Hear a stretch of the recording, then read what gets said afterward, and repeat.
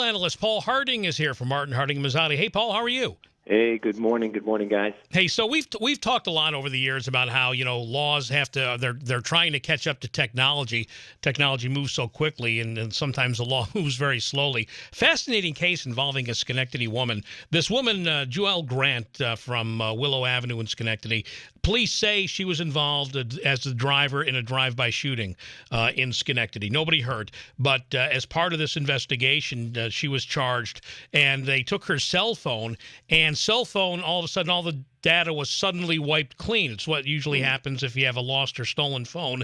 You have that ability. Anyway, this woman's now been charged with tampering with evidence, and it's really a very interesting legal case, is it not? It sure is. Clearly the charge is appropriate, right? The evidence was the phone. It was in police custody, and that's where it was to be extracted to help on this case. However, proving that she did it, might not be quite as easy. Yeah, because her attorney says, hey, she doesn't have the technical wherewithal to do such a thing. So that might be a possible defense, right? Well, yeah, it's not you hit reset, right? I think we've all been faced with that possibility when we can't find our phone for an hour or a day. But that would be the defense. But even if she did have the capabilities, I think most people would say, well, probably could. You got to show that she did it. And, I'm looking at this thinking the underlying charge, pretty bad stuff involving a drive-by shooting. Easy enough to get a additional charge of this, but at the end of the day, if they can't prove she was at a drive-by shooting, pleading to something relative to tampering will be a lot easy for her. It seems like one of these situations where technology has, gone so far past what our, legal capabilities are yet, and we have to catch up. So, yeah, I guess there's a thing called a Faraday bag. Who knew?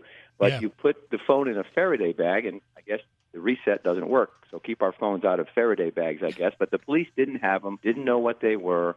And again, classic example, probably the next thing on the budget will be, let's buy some Faraday bags for police, for phones that we makes sense. Holding for evidence. Right, you put it right in there in the evidence locker, make sure nobody can mess with it. Now, if somebody's arrested for a charge like this, do the cops automatically have access to their phone? Can they force people to give up their passwords and stuff so they can investigate, or is that also being there's some crazy litigated? Stuff happening all over the country, and even some big high-profile cases where they've got the phone, but it has a code.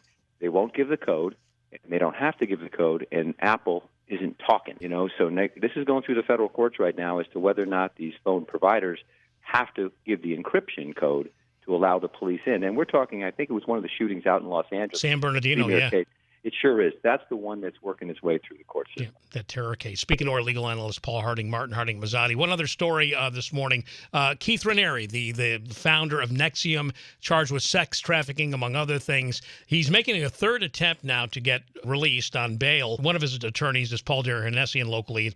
I guess the basis of their plea to get him released on bond is that the sex trafficking case is very weak. What do you make of that request? It's been turned down twice already, I guess. Well, they're going for what they call a motion to reconsider bail, and they're saying, listen, we've spoken to a lot of witnesses, and these sex trafficking charges, these 4 sex charges, just aren't there. So there's 3 basic facts. Light risk, well, he was in Mexico when they found him, but he's agreed to electronic bracelet in his house. Seriousness of the crimes, that's what they're attacking. They're saying, it wasn't what we thought. It wasn't what you guys charged him with. And so a $10,000 bond was turned down before. Now they're saying, hey, let's do $1 million bond, which really means $100,000 in cash, but a real estate in excess of $1 million. Well, the other people who've been charged in this case are out.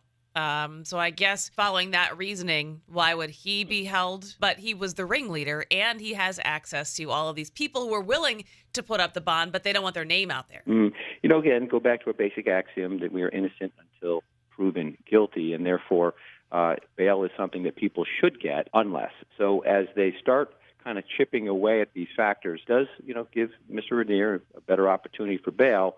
I think based on what we heard last time, unless this evidence that they're presenting about the weakening of the charges is significant, we won't see a change. So don't bet on him getting freed anytime soon. Yeah, they wanted to put him under house arrest in Clifton Park. Paul Harding, Martin Harding Mazzotti, 1-800-LAW-1010. Enjoyed it, Paul. Thanks very much. All right, talk soon, guys. Take care. All right.